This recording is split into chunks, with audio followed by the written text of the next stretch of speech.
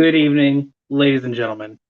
38th favorite dad in the family community, Papa West, Jacob West, here for another episode of TMG Takes the Field, my semi-weekly, whenever I feel like doing it, show where I talk about sports. Do I say correct things? Most of the time not. Do I say things that I just come up with off the top of my head right then and there? Yes, I do. Every single time. Alec Miller, what's up, Papa? Nothing much. About to do a show. What's up, Alec? Thank you for jumping in. Definitely feel free to make comments about things that I say. I will probably post them on here, and we'll talk about them. So whatever you want to talk about, just let me know. But that being said, I completely forgot to get my banners ready. So as I take 5 seconds, we're going to start off with some breaking news. I do it whenever news comes out that I can break. Just earlier today, it is Canada is supposed to lift their COVID-19 vaccine requirements to enter the country, which does affect sports. I don't know why I took that down. For the past 2 years, you had to be vaccinated to enter Canada, which required, I believe the Toronto Blue Jays were playing in Pittsburgh for a while, because it affected a lot of players. Some players not able to travel due to that. Some players on their team not able to play because of that also. We saw a very similar thing with New York City. Kyrie Irving was definitely a big talking point with that, because he was not vaccinated and wasn't going to get vaccinated. And it wasn't until the Nets started actually doing really well that they they got rid of those requirements. So Canada is set to do the same, which means baseball. I have something in my eye. I don't know what, but it's going to affect baseball a little bit depending on when it comes out. Season is almost done, so probably not going to affect it that much. But then also basketball is about to start. Hockey is going to start sometime soon, I believe. I don't really follow hockey that much. So those are definitely two big sports that are affected by this news. Good news, bad news. Take it how you want. All I'm going to say is, hey, the world's finally kind of getting back to normal. I'll take that as good news. But with that being said, we'll go ahead and move on to my next topic. That was really all I had for breaking news. Not really much going on in the NBA, so we're going to talk about Major League Baseball, at least for a little bit. Again, I'm going to kind of break down standing, stuff like that, because there's really not a lot that has come out recently that affects baseball, except for some people talking about retiring. But again, we'll talk about that kind of towards the off season. So far with standings, again, we are getting very close to the playoffs. Playoffs start in October, which it's almost the end of September. Right now in the American League East, the New York Yankees are still in the lead of their division, 88-58. 5.5 games back are the Toronto Blue Jays. 7 behind them are the Tampa Bay Rays. Baltimore and Boston, barely in the race, but not quite in the race. So we will, we might see them make a push in the wild card, but they're still kind of in it. For the AL Central, the Cleveland Guardians. I don't know if I said it right last time. I might have just said Cleveland. But the Guardians, they did in fact change their name, are at 80-67 in the lead of the Central. The White Sox are 4 games back. The Twins are 7 games back.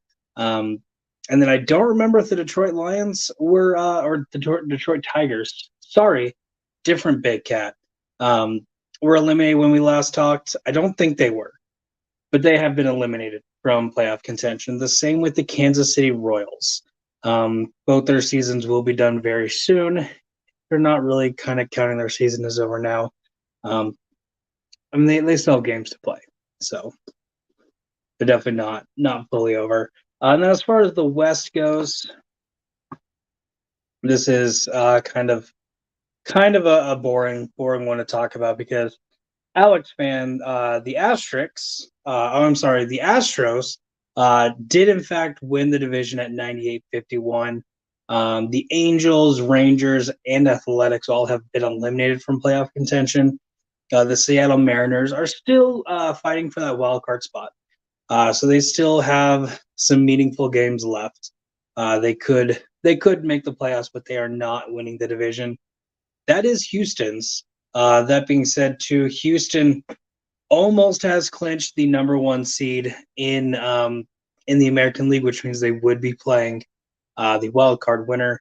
And as they are 10 games ahead of the Yankees for that spot. So probably the race to the World Series is going through Houston in the American League, but we will see. And because the American League won the All-Star game, it's going through Houston regardless, or if Houston continues winning. Now we're going to move on to the National League. For the American League East, the New York Mets have clinched a playoff spot. They have not clinched the division yet. They're at 94-55. That would clinch most divisions, but not this one. The Atlanta Braves are right behind one game back. The Philadelphia Phillies kind of have a shot at the division. Not likely, though.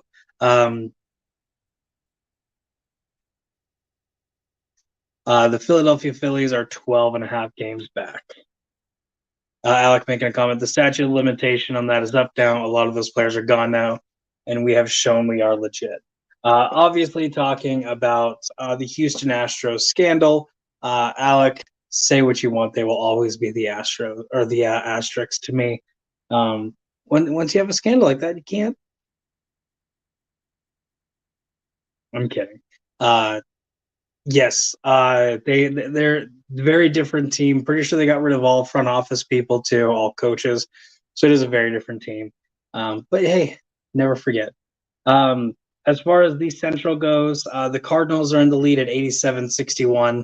The Milwaukee Brewers 8.5 games back. So again, not quite out of the division, but that is still getting close. And then in the West, nothing really to talk about because the Dodgers did in fact clinch the division there at 103-44. So San Diego, San Francisco, and Arizona all have a shot at a playoff spot, but they do not have a shot at the division. They are all fighting for a wild card spot. As far as the American League goes, Miami, Washington, the Cubs, Cincinnati, the Pittsburgh Pirates, and the Colorado Rockies all have been eliminated. So I'm going to kind of talk about the divisions that are a very close race. Like I will say, the Yankees 5.5 games back or 5.5 lead. They're probably going to win the division. 5.5 is a tough gap to overcome. The Central, the White Sox are 4 games back. Guardians probably going to win that. And then Houston has won it. Like I said earlier, Milwaukee's at 8.5 games back, so the Cardinals more than likely are going to win that division. So really, the only interesting one, in my opinion, is the Central. You have the Mets and the Braves. The Braves 1 game behind the Mets. Are they going to be able to overcome it? I think they will. I'm going to look at their schedule real quick. Looks like they have the Nationals, easy win right there. 4 games against the Phillies, 3 games against the Nationals, and 1 game against the Mets to finish out the season. Nationals is going to be an easy win. The Phillies, that is definitely going to be a fun series to watch. Phillies, of course, are fighting for a wild card spot, so still kind of playing for something. So I could definitely see a split happening there. Atlanta might get a 3-1 win in that series, but that will definitely be a close series to watch. Then they have 3 games against the Nationals. Probably going to win all 3. And then that last one against the Mets, again, is going to be fun because as of right now, that's for the division. As far as the Mets, season goes, they have the Brewers. They have 3 games against the Athletics, 2 games against the Marlins, and then, of course, that game against the Braves. So they also have a very they have a very winnable schedule, too, coming up. Again, because they have played several more games, they don't have as much to play against as the Braves do. So a little more wiggle room as far as not having to win as many games. That Brewers, I do think that's going to be a tough one because the Brewers are still playing for a shot. The Brewers, I also really like their team. And then you have the Athletics and Marlins, 2 teams that are out of it. So I kind of think, contrary to what I've just said, if I actually said that, the Braves can, but I do think that the Mets have a better schedule. So I kind of think that the Mets are going to win that division. Everything else is pretty much set. As far as the wild card goes, right now Toronto has the number 1 seed. Seattle and Tampa Bay are both tied for that 2nd seed. Baltimore 5.5 games back. The White Sox 5.5 games back. Twins 8.5 and Boston 9.5. So you still have a race. I do think it's going to be Toronto and Seattle. I do like that Rays team, but I don't think they'll be able to come out with that 2nd wild card spot. But it is a very close race, and it'll just barely. They will just barely not make it. And then in the National League, the Braves have the 1st one. San Diego has the 2nd. Half a game back is the Phillies. Milwaukee at 2.5. San Francisco at 10.5. Arizona at 13.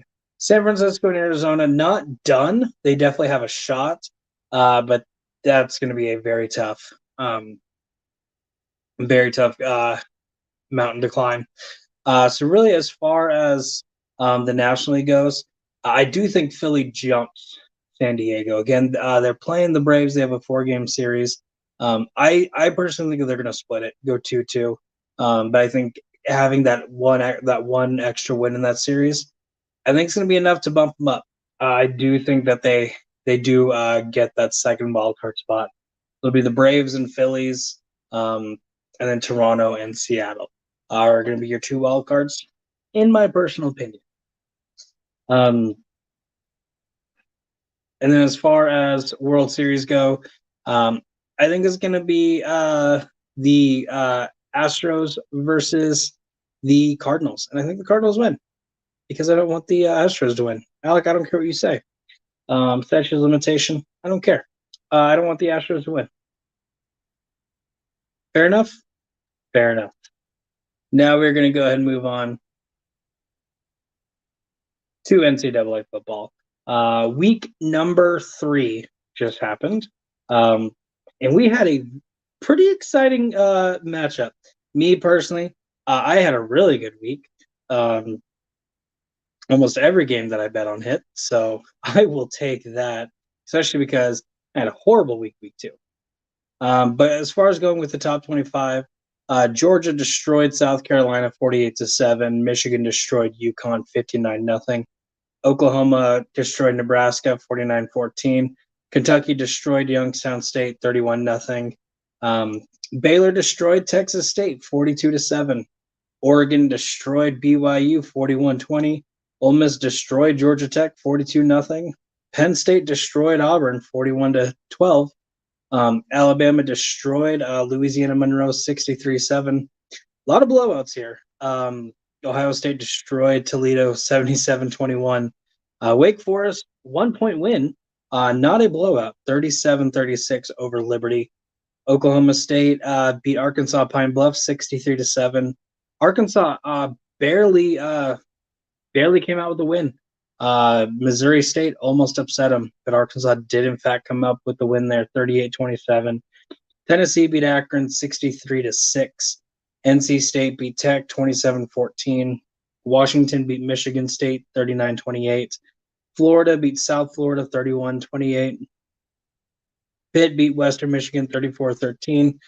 Clemson beat Louisiana Tech. I clicked something out wrong. Clemson beat Louisiana Tech 48-20. Texas beat UTSA, University of Texas in San Antonio. 41-20. Texas A&M finally getting that win, this time against Miami. Florida 17-9. Utah beat San Diego State 35-7, and USC beat Fresno State 45-17. There was also the exciting game with Appalachian State as they beat Troy. There was that Hail Mary right at the end of the game. Of course, Appalachian State having a very close loss against North Carolina at the beginning of the year and then upsetting Texas A&M. Did so well that College Game Day decided to show up there. Also, the guy, I believe it was Luke Bryan, picked for at that College Game Day, did horrible. I don't remember exactly how he did. I didn't write down his predictions. I just know didn't do that well from what I was remembering. As far as the top 25 goes, Georgia remains at number 1. In fact, 1 through 7 stays the same. We have Georgia, Alabama, Ohio State, Michigan, Clemson, OU, and USC. Flip-flopping, Kentucky and Oklahoma State. Kentucky at 8, Oklahoma State at 9. Arkansas State at 10, and then some move-ups. Tennessee at 11, NC State at 12, Utah at 13, Penn State at 14, Oregon at 15, Ole Miss at 16, Baylor staying exactly where they were at 17. Washington jumped up. They were not ranked. They are now number 18. And some people dropping. BYU is now at 19, Florida at 20, Wake Forest at 21, Texas at 22. Texas A&M did jump up 1 spot. They're now 23. Pittsburgh dropped down 1 spot. They're at 24. And then Miami dropped from 12 down to 25. Michigan State is the only team to get fully knocked out of the top 25 after their loss to Washington. And then going into week number 4, we do have some interesting games lined up. Kent State is playing Georgia in Athens. Maryland is playing number 4 Michigan. Penn State is hosting Central Michigan. Baylor is traveling to Iowa State. Pitt is hosting Rhode Island. Texas is traveling to Lubbock to play the Red Raiders of Texas Tech, in case you didn't know. Miami is playing Middle Tennessee State University. Oregon is traveling to play Washington State. Ole Miss is playing Tulsa. Kentucky is playing Northern Illinois. Alabama is playing Vanderbilt. Ohio State's playing Wisconsin. North Carolina State's taking on UConn. Oklahoma is taking on Kansas State. USC is taking on Oregon State. BYU is taking on Wyoming. Utah is taking on Arizona State. Washington is taking on Stanford. And we do have some ranked versus unranked. Arkansas is taking on Texas A&M. Florida is taking on Tennessee. And Clemson is taking on Wake Forest. So definitely those 3 ranked versus ranked games are going to be fun to watch. Clemson versus Wake Forest, big ACC matchup right there. It is in Wake Forest.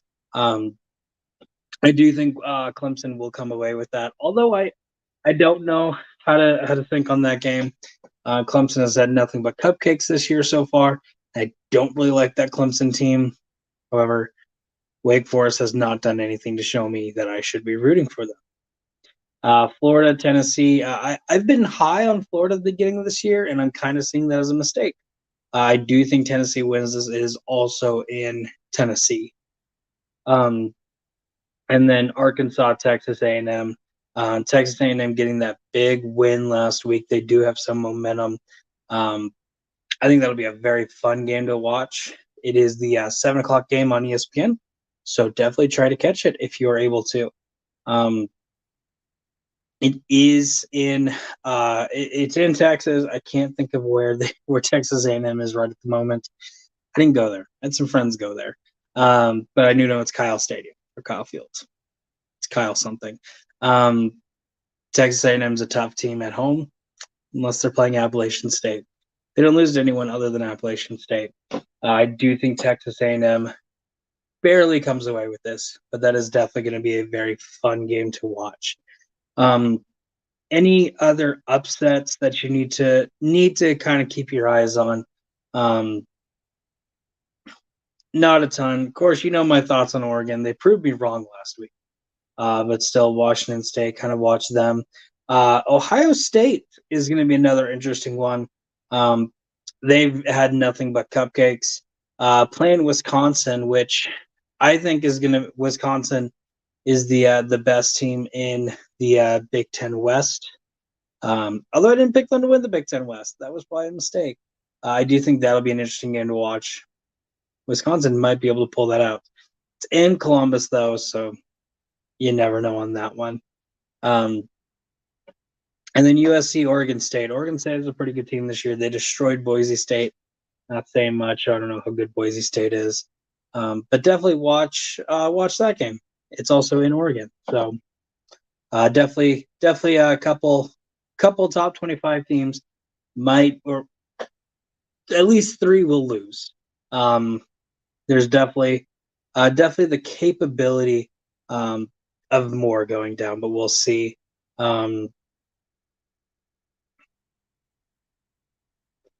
But again, that is kind of the games happening this weekend and kind of my thoughts on it. If you want to listen to what I say, go for it. If not, it's not going to hurt my feelings. I've been wrong before. I will be wrong again. But then we're going to talk a little bit about the NFL.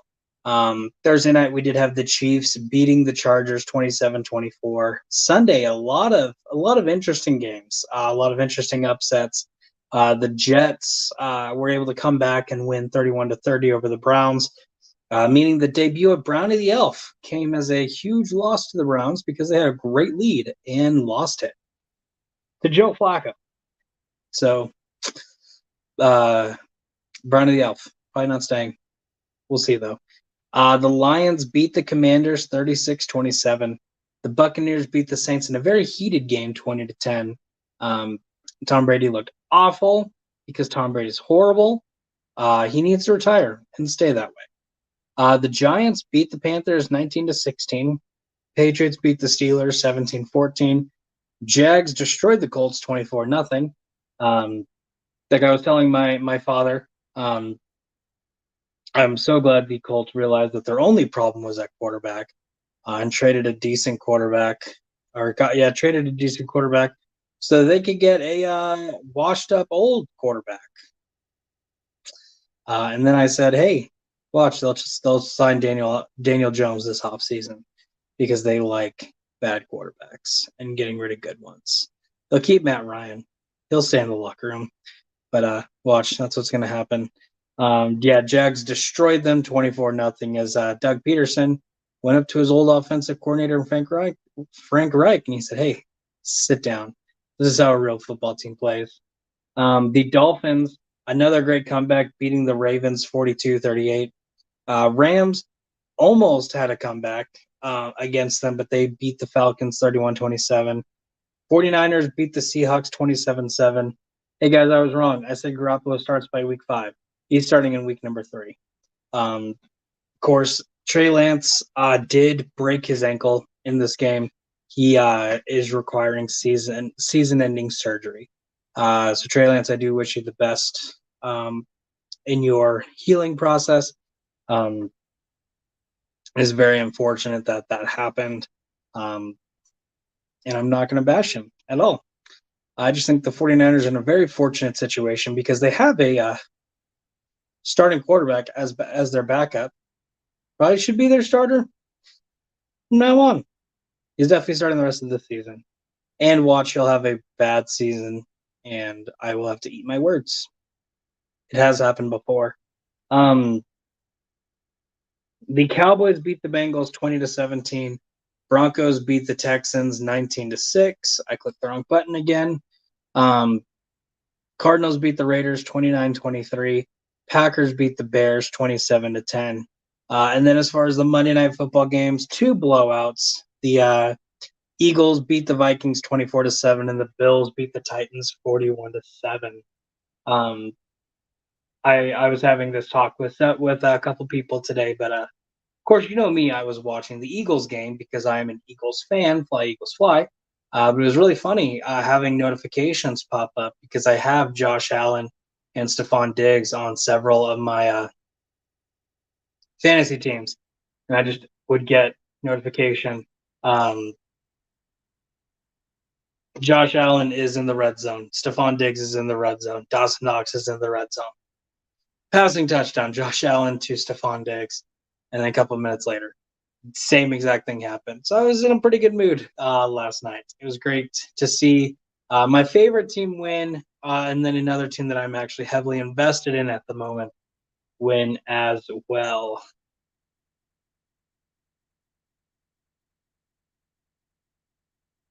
Sorry, have to message somebody. Chris, that was for you.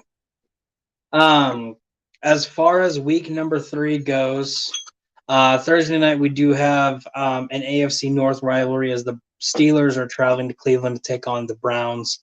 I don't know how to feel on that one. The Steelers, their offense is not looking good at all. Again, I do think Kenny Pickett's going to start here very soon. And then the Browns are the Browns. Of course, they're starting Jacoby Brissett at quarterback right now due to a suspension by someone who shall not be named. But that being said, they have Nick Chubb and Kareem Hunt. They should still be able to run the ball very well, and they have, but they should be winning. And they're going up against the Steelers defense, which is a cutthroat defense. So I mean, this will definitely be a fun one to watch. I recommend watching it. You can't watch anything else, so you might as well, right? But yeah, right now the Browns are favored 4.5 points. I'm probably not going to bet on this one because I could not tell you. I don't know who the Browns are right now. And then the Steelers, Mitch Trubisky.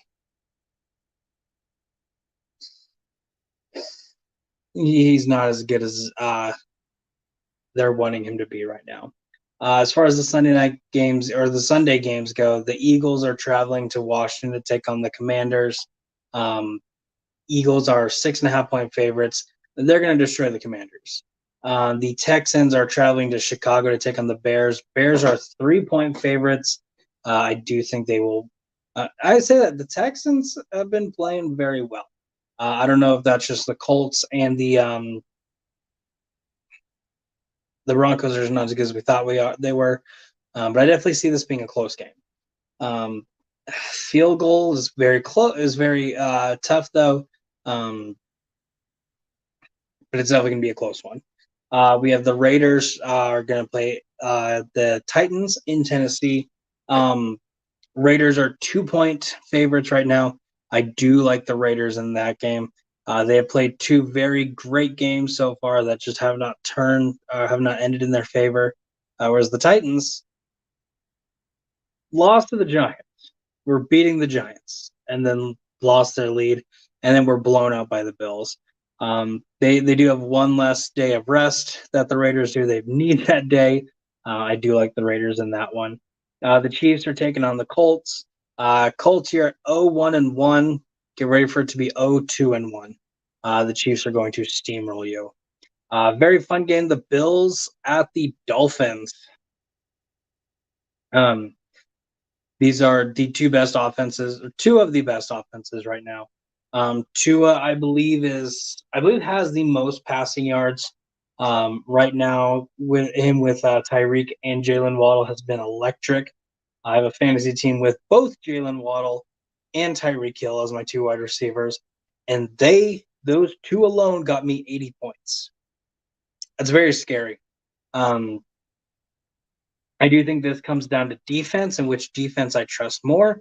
I trust the Bills defense more. So it's going to be a very high-scoring game. Buffalo's favored by 5.5. I probably won't bet on that, or I wouldn't bet on them to cover. I think the Dolphins make it a closer game than that 5.5, but I do think the Bills win. Lions at the Vikings.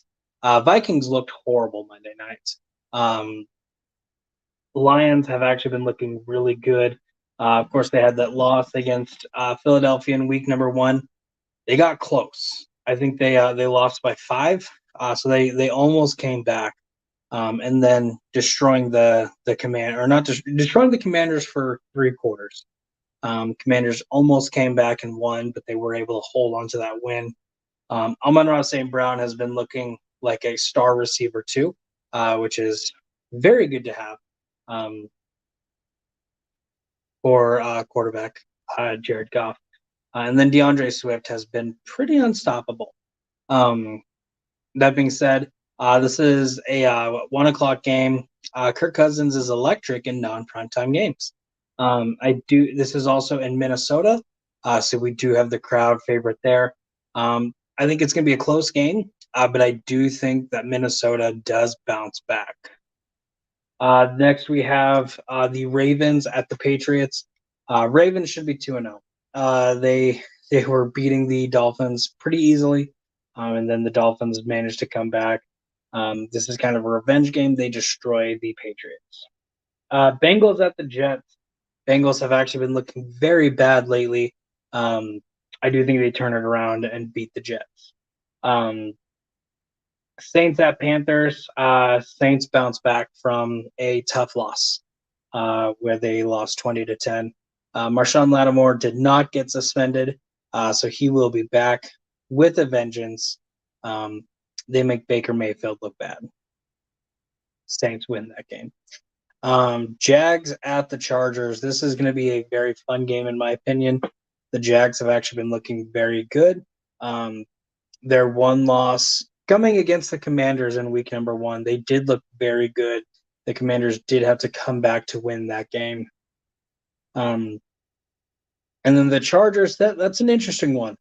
I am going to go with the Jags because I do not know how bad Justin Herbert's injury is. He has some broken rib cartilage, I believe is exactly what it is, that he suffered against Kansas City. I don't know how bad that's going to affect him. And the Jags offense has been looking very, very well, which is very weird to say. So I do think they barely get the win. It's also in LA. The Chargers have no home field advantage anywhere. The Rams are taking on the Cardinals. It's going to be another fun one because you have a team that doesn't start out well in the Cardinals, and then a team that doesn't finish well with the Rams. I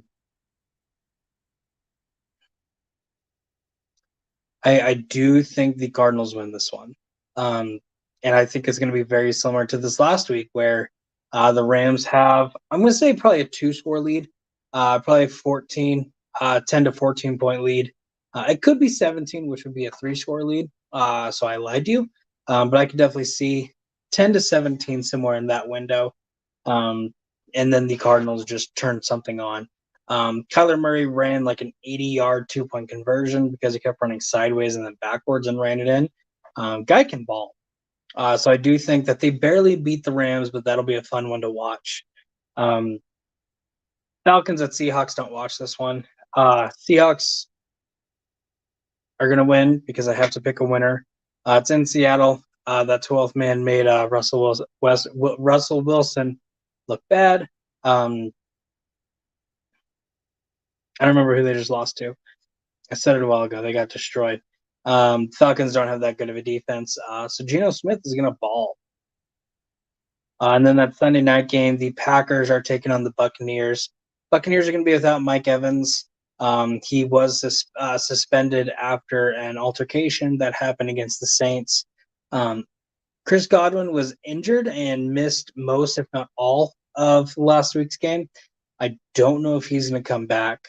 That being said, I do think the Packers win this one.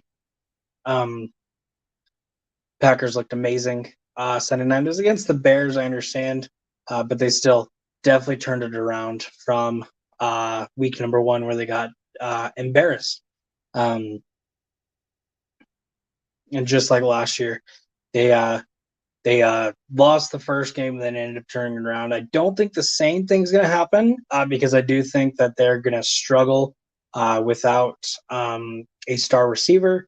But I do like their running back weapons. Aaron Jones and A.J. Dillon has also been stepping up. And, Lazard also came and played this last Sunday night. where he was not on the team for week number 1. So I do think that the Packers barely beat the Bucs, which is funny because Tampa Bay is favored by 1.5. And then Sunday Night Football, because the Packers Buccaneers is a 4:25 game. 49ers are taking on the Broncos. Jimmy G is starting due to an injury. So I do think that the 49ers win this game. I think that the Broncos, they've been having some issues with clock management. I believe it was Anthony Lynn was coach for the Chargers for a couple of years. Great coach, just wasn't able to finish, and that was his big issue, was clock management. I do think Nathaniel Hackett's going to be a very similar story. His team's good. He has Russell Wilson, but just cannot manage the clock well enough. I also do not know if Jerry Jeudy or Patrick Surtain will be on the field Sunday night. So I do think just a couple mistakes cost that team. And the 49ers do come out with that win. On the Monday night, we do have an NFC East rivalry as the Cowboys take on the Giants. I don't know what's going on with the Giants. They came back and beat the Titans. Maybe the Titans weren't as good as we thought they were. They beat the Panthers. Panthers are not good. So take with that what you will. The Cowboys look great against the Bengals. Cooper Rush as a starter definitely played a lot better than most people were anticipating. Giants, I don't know if Kayvon Thibodeau is going to be playing. He's dealing with a little bit of an injury. That being said, it is in New Jersey. They play in East Rutherford, New Jersey. They're called the New York Giants. I know it's weird. Giants are favored by 2.5. I do think that the Cowboys win this one. And just because their defense is pretty good. I realize it's weird. It's a pretty generic thing to say. Micah Parsons has been playing lights out. Trayvon Diggs hasn't been playing great, but did have a great tackle against the Bengals. Was able to stop Jamar Chase pretty well, which isn't something that you normally see. So those are my thoughts as far as the season goes. Looking at it, does not look like there's much as far as news goes. Again, I did touch base. Trey Lance is out for the rest of the season. And then Mike Evans is out for this week. He did get a 1-game suspension, so he will be back in week number 4. But he does have to sit week 3 out. Where in week number 4, the Buccaneers are playing the Chiefs. So they'll need him there. Because that'll be a exciting game to watch. But really, that's all I have for you today. We did kind of touch base on schedules for NCAA and NFL. Kind of touch base with some news that is going on. I interacted with Alec a little bit, which was a lot more than you deserved, Alec. But hey, if you like this video, click that little thumbs up button. It looks just like this. It means a lot to me. I got 1 last week. It was very exciting. Also, leave a comment. Tell me, what would make my backdrop better? Somebody said I need a sports background and not a closet. Well, this isn't a closet. This is a cabinet. Those are 2 very different things. My closet's in my bedroom, which is a couple walls that way. But hey, if I can put something there. I have little Sean. He's mainly for trivia, but he's kind of peeking over a little bit. Should I hang something up? Let me know. If you liked, also, if you haven't, there's a little red square or rectangle. If that says subscribe, click on that. Because I do this once a week, but we have a lot of other great stuff that comes out more than once a week and is a lot better than what I do, because what I do is the most unprofessional sports show and is not that good, but I do it. Colton Roberts does the Supernova Show, where he talks about anything and everything nerdy. So, of course, he has been talking about the House of Dragon and Rings of Power. House of Dragon, great episode that just aired with Rhaenyra's wedding. I cannot think of her husband's name, but a very, very good episode, in my opinion. First good episode of House of Dragon. I will just say that right now. It has not been. There've been great moments, but a lot of boring happening. I do think this was the first good episode. So kind of looking forward to what happens. This was also the last episode of Emily Claire and Millie Alcott, I believe is their names. Of course, Millie plays Rhaenyra, and then Emily plays Alicent, the two of the kind of main characters. And oh my goodness, when she walks out in the wedding wearing that green dress, and then you have that guy on the side. Do you know what color the beacons are lit when the high towers call their bannermen for war? Green. Just that little line right there, kind of showing what's about to happen. I got excited there. So definitely excited to see what happens in the near future with these episodes, because they haven't been great. They've been okay, except for this last week's. That was good. Rings of Power I have not actually watched. I've watched the first episode. Amazon Prime was being silly and only letting me stream if I listen to a narration. I was like, I'm not going to. I have since fixed that. I just haven't actually been able to sit down and watch it, but I need to because I love Lord of the Rings. It's a great trilogy. The Hobbit's okay. I don't know what else he talks about because I don't watch his show. He knows this though. I know he was talking about Shimodown for a while. Shimodown's ending, so I don't know what else he's talking about. And then, of course, we do have our movie Battlegrounds, our movie debate stuff run by Aaron Canoli. Aaron forcing me to compete, made me sign a contract. I didn't read it. I probably should have. Read your contracts before you sign them, ladies and gentlemen. Yeah, I'm going to be playing Noah McCausland here eventually. I will put up minimal effort to try to do something good. But we are starting a tournament, so definitely check that out. I know a couple of the matchups, two that I will be participating in, one as a host, one as a judge. I don't know who I'm judging against. I know who I'm hosting, but there's definitely going to be some fun stuff popping up in the near future with that. And then also follow our sister channel, TMG Trivia. Kevin Boss runs our geek stuff. So pretty much everything that Colton talks about on his show, take the movies of that, and that's the trivia in our geek, mostly. They're doing him and Abel Delu are doing a teams tournament. I took part in a teams match with Kevin, my brother from another mother. I will not tell you how we did, although we did very well. That's all you're getting from me. And then, of course, I do also run our singles and teams. I'm in the middle of a singles tournament. Teams, I have some kind of intro to the new format.